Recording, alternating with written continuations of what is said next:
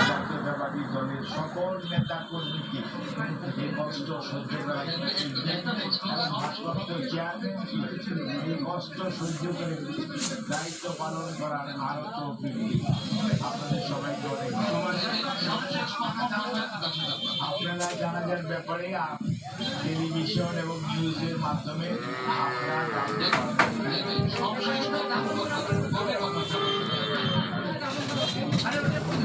আপনাদের সব কিছু জানানো হবে কোনো জিনিসই জানানো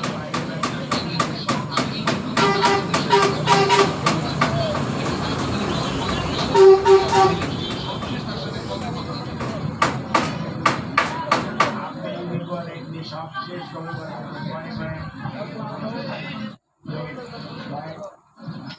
ডিসেম্বরে ওনাকে প্রথম ডায়ালাইসিস স্টার্ট করা হয়েছে তার পরবর্তীতে ওনাকে আপনার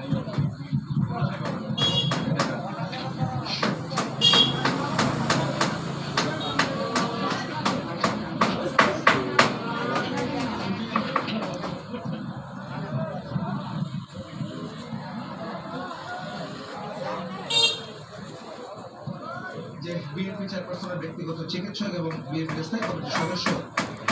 ডাক্তার জাহিদ হোসেন তিনি গুলশানে বিএনপি মৃত্যুর খবরটি আসলে আমরা আগেই জেনেছি এবং আজ ভোর 6টায় তিনি ইন্তেকাল করেছেন এবং তার খবরটি বা তাদের চিকিৎসার জন্য সবশেষ যে চেষ্টাটি করেছেন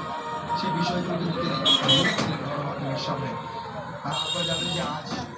ভোর 6টায় শেষ নিঃশ্বাস ত্যাগ করেন সাবেক প্রধানমন্ত্রী বিএনপি চেয়ারপারসন বেগম খালেদা জিয়া এবং তার মৃত্যুর পর তার মৃত্যুর খবরে আসলে দেশে বিশ্বকাবহ পরিবেশ তৈরি হয়। এমনকি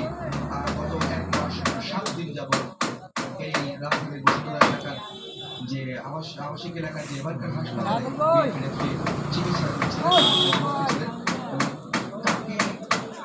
এই হাসপাতালের সামনে এখন যেহেতু তার মরদেহ রাখা হয়েছে হিমঘরে